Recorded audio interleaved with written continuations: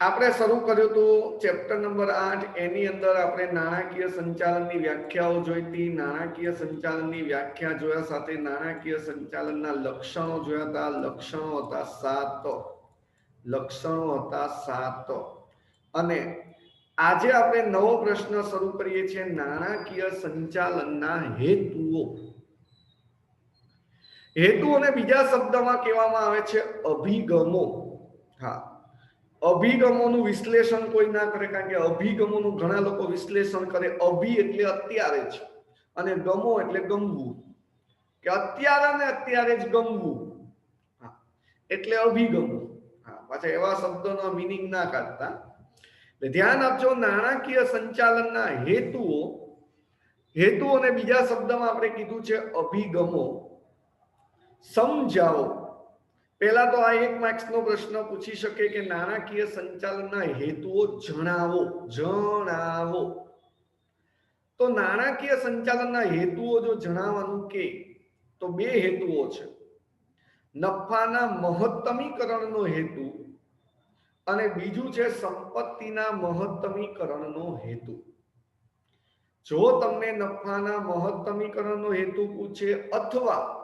સંપત્તિના મહત્તમીકરણનો હેતુ પૂછે ટોટલ આ 2 હેતુઓ છે ટોટલ કેટલા હેતુઓ છે 2 પણ કદાચ તમને આ રીતે પ્રશ્ન પૂછે નાણાકીય સંચાલનના હેતુઓ તો નાણાકીય સંચાલનના હેતુઓ એટલે તો અંદર કીધું છે માલિકના મહત્તમ આર્થિક કલ્યાણનો હેતુ હોવો જોઈએ માલિકના મહત્તમ આર્થિક કલ્યાણનો હેતુ હોવો જોઈએ તમે કે હું ધારો કે આપણે સંચાલક છીએ અને આપણે નાણાકીય સંચાલન કરીએ છીએ તો આપણું નાણાકીય સંચાલનનો હેતુ શું હોવો જોઈએ તો આપણા નાણાકીય સંચાલનનો હેતુ આર્થિક કલ્યાણનો હોવો જોઈએ યાદ રાખજો આપણે માલિક છીએ તો આપણો હેતુ શું હોવો જોઈએ તો માલિકનો હેતુ મહત્તમ આર્થિક કલ્યાણ અને એની અંદર આર્થિક કલ્યાણમાં પાછા 2 કા નફો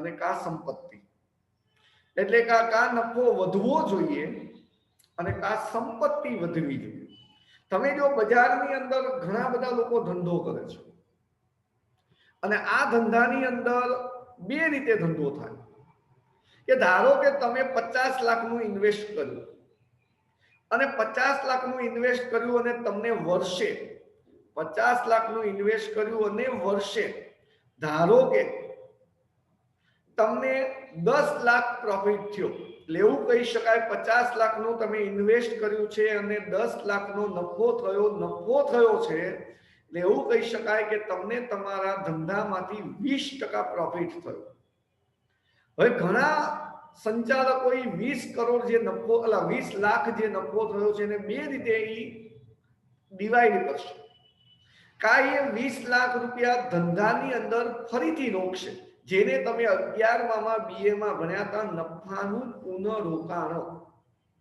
એ 20 કરોડ રૂપિયા 20 લાખ રૂપિયા ફરીથી ધંધામાં રોક્યા એટલે નફાનું મહત્તમીકરણ કે ધંધામાં તમે 50 લાખ તો રોક્યા હતા હવે 20 લાખ નફો થયો ફરીથી રોક્યો એટલે તમારા ધંધામાં 70 લાખનું ઇન્વેસ્ટ થયું અને તમે 20 લાખ રૂપિયા શું કામ રોક્યા તો 50 લાખે તમને જો 20 લાખનો નફો થતો હોય તો 70 લાખે નફો થોડો વધારે થાય એ હેતુસર તમે એ 20 લાખ રૂપિયા ધંધામાં રોક્યા સેમ આગળ આપણને કીધેલું છે સંપત્તિનું મહત્તમીકરણનો હેતુ તો ઘણા લોકો તમે જો સંચાલકો આવું કરતા કે 20 લાખનો પ્રોફિટ થયો છે તો એ 20 લાખ રૂપિયા એ પોતાના ધંધામાં ના રોકે એ 20 લાખ રૂપિયાની અલગથી પ્રોપર્ટી ખરીદશે સંપત્તિ ખરીદશે એ ધંધો તો પોતાનો 50 લાખનો જ રાખશે એ 20 લાખ રૂપિયા અન્ય પ્રોપર્ટી સંપત્તિમાં ઇન્વેસ્ટ કરશે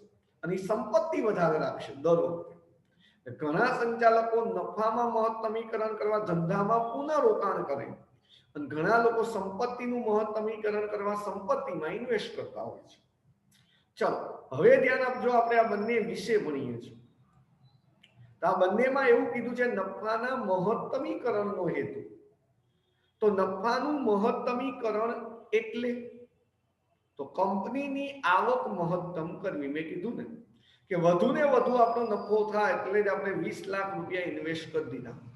કે કંપનીમાં રોકાણ કરનારાઓ મહત્તમ ડિવિડન્ડ મેળવવાની અપેક્ષા કંપનીના શેર ખરીદે છે. તમે જો બજારની અંદર શેર બજાર, આપણે આ ચેપ્ટર એને લગતું જ છે. મેં તમને શરૂઆતમાં જ કીધું હતું કે 8મું અને 9મું ચેપ્ટર બંને શેર બજારને લગતું જ છે. અને તમે ઇન ફ્યુચર કદાચ શેર ખરીદશો. શેર શું કામ ખરીદો છો? તો ડિવિડન્ડ મેળવવાની અપેક્ષા.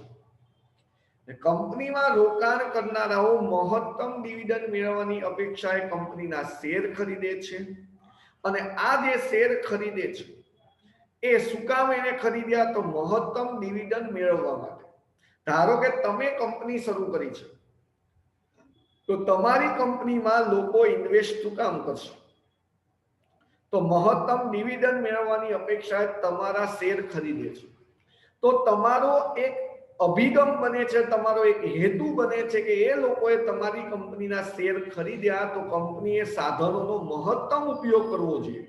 એણે તમારી કંપનીમાં શેર ખરીદ્યા એટલે બદલામાં તમને પૈસા આપ્યા હશે. તો તમારે એ પૈસાનો મહત્તમ ઉપયોગ કરી નફો કમાવવો અને માત્ર નફાકારક પ્રોજેક્ટ જ સ્વીકારવા જોઈએ. કે એવા પ્રોજેક્ટ જ સ્વીકારવાના જેનાથી નફો મહત્તમ થાય, જેના કારણે આ રોકાણ કરનારાઓને આપણે મહત્તમ ડિવિડન્ડ ચૂકવી શકીએ.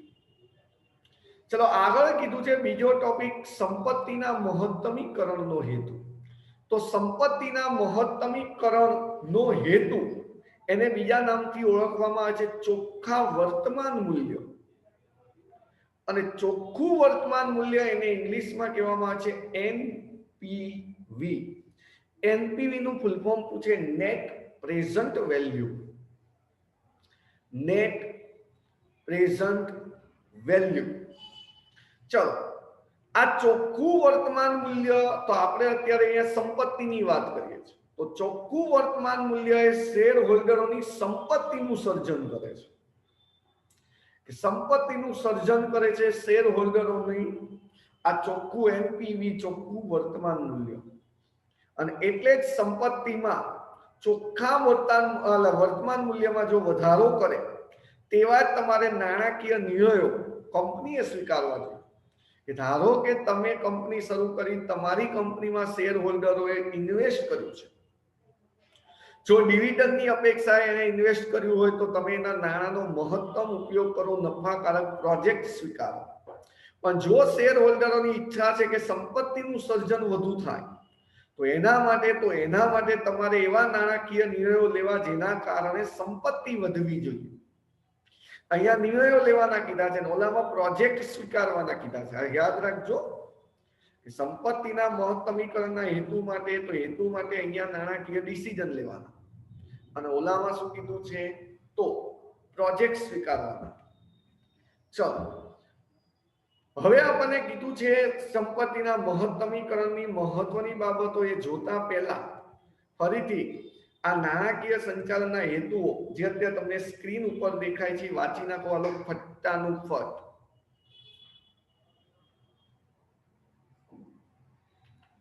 વાંચવાનું. ઘણા લોકો તો તમે જો ભણતા કેટલી એક્ટિવિટી ચાલુ કરશે. મને એમ લાગે સ્કૂલ જો ચાલુ હોય ને એટલી એક્ટિવિટી ન કરે ને એટલી એક્ટિવિટી અત્યારે ઓનલાઈન ભણતા કરતા હશે. ધારો કે સ્કૂલ ચાલુ હોય અને હું તમને વાંચવાનું કહું તો વાંચવાનું તમે ન કરો અને એ સિવાયની કઈ એક્ટિવિટી કરો તો મને વિશ્વાસ છે તમે કઈ એક્ટિવિટી જો સ્કૂલમાં કરો, સાહેબે વાંચવાનું કીધું છે અને તમે એ વાંચતા નથી, એ સિવાયની એક્ટિવિટી કા બાજુવાળા વાતચીત કરો, વાતો કરવાનું ચાલુ કરો, કા આજુબાજુવાળા જે આગળવાળા જે છે એને કંઈક ટપલી મારો. છેલ્લે ઘણા લોકો તો શું કરે, નાસ્તાનો ડબ્બો ખોલે અને આગળવાળા જે બેઠા હોય ને પાછળ ડોકું નીચું રમાઈને નાસ્તો કરે, ખાવાનું ચાલુ કરે. સાહેબે જયારે વાંચવાનું કીધું છે ત્યારે આ ચાલતું હોય. અને અત્યારે ઓનલાઈનમાં તમે જો સાહેબે વાંચવાનું કીધું, ઘણા લોકો તો માથું જ હલકું કરતા હોય છે. કારણ કે ઘણા લોકો તમે ઉઠીને બેઠા હોય, સાહેબને ખબર ન પડવી જોઈએ કે ઉઠીને બેઠા છે, એટલે માથું અત્યારે સરખું કરી નાખે, આમ લાગે ને સાહેબ ના વ્યવસ્થિત તૈયાર થઈને ભણવા બેઠા છે. ઘણા લોકો નાસ્તો કરતા કરતા ભણે, ઘણા લોકો અત્યારે અડધી હજી ઊંઘ બાકી હોય તો સુતા સુતા ભણે છે, કેમેરા ચાલુ નથી કરતા એના લીધે.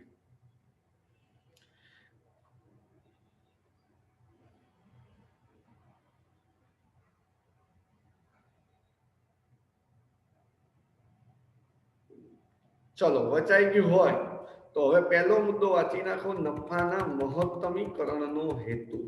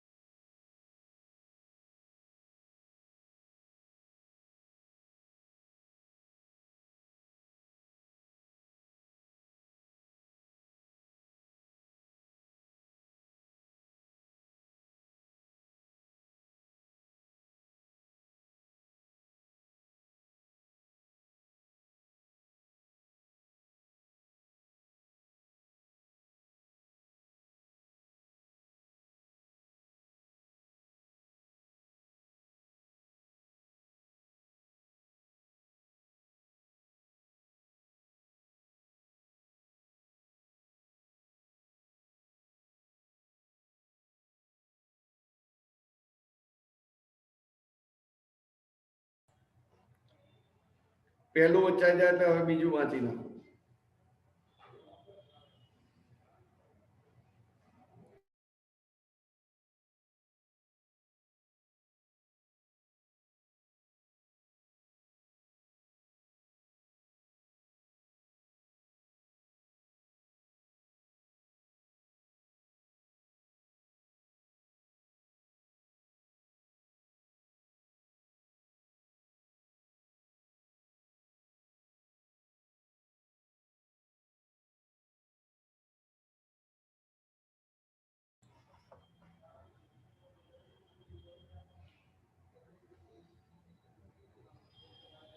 ચલો બીજું વચાઈ ગયું તો હવે આની અંદર આપણને મહત્તમીકરણની મહત્વની બાબતો આપેલી છે.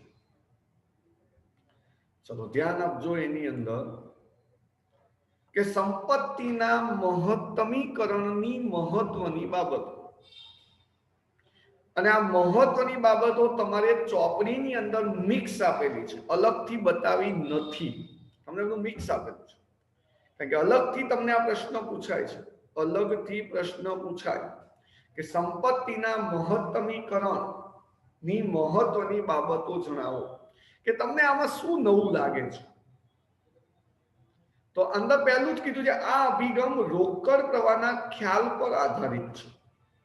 આ 1 માર્ક્સનો પ્રશ્ન, સંપત્તિના મહત્તમીકરણ નો અભિગમ કઈ બાબત પર, કયા ખ્યાલ પર આધાર રાખે છે, તો રોકડ પ્રવાહ પર. આ અભિગમ રોકડ પ્રવાહના ખ્યાલ પર જ આધાર રાખે છે. યાદ રાખજો, 1 માર્ક્સનો એમસીક્યુ પૂછાય. સંપત્તિના મહત્તમીકરણમાં નફાને ધ્યાનમાં લેવામાં આવતો નથી, કારણ કે આપણે સંપત્તિનું મહત્તમીકરણ કરવું છે, નફાનું નહીં. નફાનું મહત્તમીકરણનો હેતુ નથી, આ મહત્વ નથી, એટલે અહીંયા હિસાબી નફાને ધ્યાનમાં લેવામાં આવતો નથી. કંપનીની સંપત્તિનું મહત્તમીકરણ થાય, આપણને ખબર, કંપનીની જો સંપત્તિ વધે તો એની અસર શેર બજાર ઉપર પડે છે. જેમ કે અનિલ અંબાણી અને મુકેશ અંબાણીની સંપત્તિ વધે, એનો નફો એટલે કે પ્રોપર્ટી એ વધારે, તો એની અસર શેર બજારની કિંમત ઉપર પડે. અને શું પડે તો યાદ રાખજો, શેર બજાર જે છે એ શેર બજારની કિંમત વધે છે, એટલે કે શેરની કિંમત વધે છે. શેર બજારમાં શેરની કિંમત શું થાય છે? વધે છે. પરિણામે શેર હોલ્ડરોની સંપત્તિમાં વધારો થાય, કારણ કે તમે ધારો કે 100 રૂપિયાનો શેર ખરીદ્યો છે અને શેર બજારમાં એ શેરની કિંમત 110, 120, 150, 150, 200 એટલે વધતી જાય, તો સામે તમારે સંપત્તિ પણ વધે, કારણ કે તમે 100 રૂપિયાનું ઇન્વેસ્ટ કર્યું, તમારે એના 150 રૂપિયા એટલે 50 રૂપિયા એક્સ્ટ્રા થયા. આ તો મેં ખાલી 100 રૂપિયા, લોકો તો લાખોમાં ઇન્વેસ્ટ કરે છે કે 10 લાખ રૂપિયા ઇન્વેસ્ટ કર્યું હતું અને એના 15 લાખ થઈ ગયા, 15 લાખમાં પ્રોપર્ટી જ ખરીદી. અને આ 1 માર્ક્સનો પ્રશ્ન પૂછાય, સંપત્તિનું ચોખ્ખું વર્તમાન મૂલ્ય એટલે, તો એટલે યાદ રાખજો, સંપત્તિનું વર્તમાન મૂલ્ય માઇનસ સંપત્તિ માટે જરૂરી મૂડીરોકાણ. જો કદાચ તમારી પાસે જૂની ચોપડી હોય તો જૂની ચોપડી હશે તો અંદર બરાબરની નિશાની પહેલા અને માઇનસની નિશાની પછી કરેલી આવી નહીં હોય.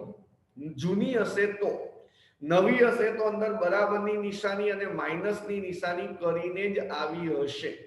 સંપત્તિનું ચોખ્ખું વર્તમાન મૂલ્ય બરાબર સંપત્તિનું વર્તમાન મૂલ્ય માઇનસ સંપત્તિ માટે કરેલું જરૂરી મૂડી રોકાણો. ચલો વિદ્યાર્થી મિત્રો, વાંચી નાખો આ પણ, પછી આગળ નવા પ્રશ્ન તરફ વધીએ છીએ.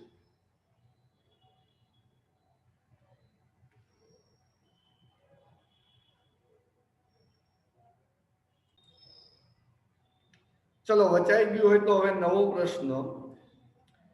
પ્રશ્ન આવો છે કે નાણાકીય સંચાલનનું મહત્વ સમજાવો.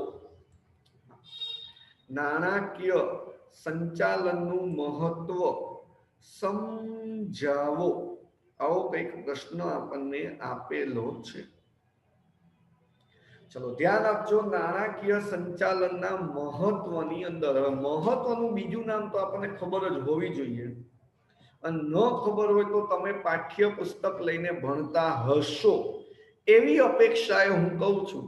તો ચોપડીમાં બાજુમાં લખી નાખવાનું મહત્વ, જ્યાં લખ્યું હોય ત્યાં લાભ, ફાયદા, ઉપયોગિતા. લાભ, ફાયદા, ઉપયોગિતા. નાણાકીય સંચાલનનું મહત્વ સમજાવો. ચલો એના માટે આપણે એક સૂત્ર પણ બનાવેલું છે. સૂત્ર છે એમાં આપણને કીધું છે નાના હોય ને, નાના કોને કહેવાય તો આપણને બધાને ખબર હોય છે, મમ્મી ના પપ્પા, જેને આપણે હકીકતમાં દાદા જ કહીએ છીએ. નાના આ નાત એટલે જ્ઞાતિ એમ. નાના આ નાત આના ચાલુ ધંધાનું છે. નાના આ નાત આના ચાલુ ધંધાની છે. ચલો એના ઉપરથી આપણે 9 મુદ્દા કીધેલા છે. 9 મુદ્દામાં પહેલું ના, તો નાણાકીય જરૂરિયાતોનો અંદાજ. કે પહેલું નાણાંની જરૂરિયાતોનો અંદાજ નક્કી કરો કે કેટલા રૂપિયાની જરૂર છે. ફરીથી નાણાંની પ્રાપ્તિ. ધારો કે આપણને ખબર પડી કે 10 લાખ રૂપિયાની જરૂર છે, તો એ 10 લાખ રૂપિયા જરૂરિયાત થઈ. હવે 10 લાખ રૂપિયા પ્રાપ્ત કરો, કોણ આપશે તમને? એટલે બીજો મુદ્દો નાણાંની પ્રાપ્તિ. ખબર પડી કે એ નામનો વ્યક્તિ, બી નામનો વ્યક્તિ અને સી નામનો વ્યક્તિ, આ 3 વ્યક્તિ આપણને નાણાં આપવા તૈયાર છે, તો નાણાંની પ્રાપ્તિ કરો. નાણાં પ્રાપ્ત થઈ જાય પછી આ ઉપરથી એનો આયોજન અને અંકુશ રાખો કે એ પૈસા જે 10 લાખ રૂપિયા લીધા છે તો એનું આયોજન કરો, કઈ રીતે આપણે એને ધંધામાં કે ક્યાંય ઇન્વેસ્ટ કરીએ, અને એના ઉપર પાછો અંકુશ પણ રાખો. હવે તમે 10 લાખ રૂપિયા જ્યાં જ્યાં આયોજન અને અંકુશ કરેલું છે, તો એ આયોજન અને અંકુશ કર્યા પછી એ નાણાંની વહેંચણી કરો. કે ધારો કે કોઈ જગ્યાએ તમે ઇન્વેસ્ટ કર્યા અને અંકુશ રાખ્યો, તમને પૈસા કમાણી કરીને આલ્યા, તો 10 લાખ રૂપિયામાંથી તમે ધારો કે 13 લાખ રૂપિયા કરી દીધા, 3 લાખ રૂપિયા પૈસા કમાના, તો એ નાણાંની વહેંચણી કરો. વહેંચણી કરવાની સાથે સાથે તરલતાની જાળવણી કરો. તરલતા એટલે અમુક રૂપિયા પાછા હાથ પર રાખો, બધાય ખર્ચી નહીં નાખવાના. ધારો કે આપણા ઘરે આપણા પપ્પા પૈસા કમાઈને લાવતા હોય તો પૈસા બધા દર મહિને વાપરી ના નાખતા. અમુક પૈસા તો એ પોતાના હાથ પર એટલે કઈ હાથમાં લઈને ફરવાનું નહીં, બરાબર, બેંકમાં મૂકી રાખે, ઘરે મૂકી રાખે, ખિસ્સામાં મૂકી રાખતા. તો તરલતાની જાળવણી કરો, બરાબર. હવે 13 લાખ રૂપિયા જે છે એમાં 3 લાખ રૂપિયા આપણી આવક છે, તો એ આવકની વહેંચણી કરો. વહેંચણી કર્યા પછી એના ઉપરથી આપણે એના ડિસિઝન લ્યો, નાણાકીય નિર્ણય. આગળ કીધું છે ચાલુ મિલકતોનું સંચાલન કરો. આપણે એ ખિસ્સામાં જે પૈસા રાખ્યા છે, જે હાથ પર તરલતાની જાળવણી કરે છે, એ ચાલુ મિલકતો એટલે યાદ રાખજો રોજબરોજની મિલકતો, એનું સંચાલન કરો. અને બને ત્યાં લગી આપણો ધંધો જે છે એમાં શાખ વધે એવા કંઈક કાર્યો કરો.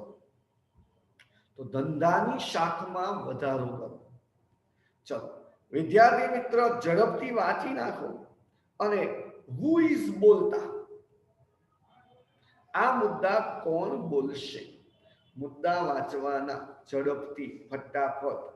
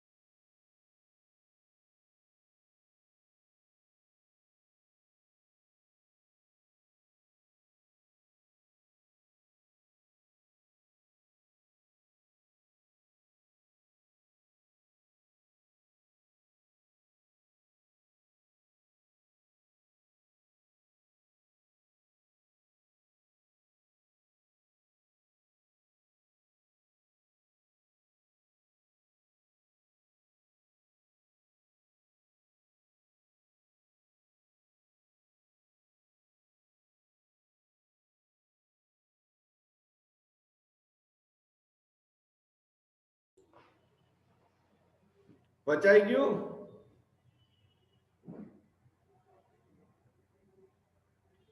ચલો વચાઈ ગયું હશે એવું સમજીને આપણે હવે તમને મુદ્દા પૂછીએ છીએ.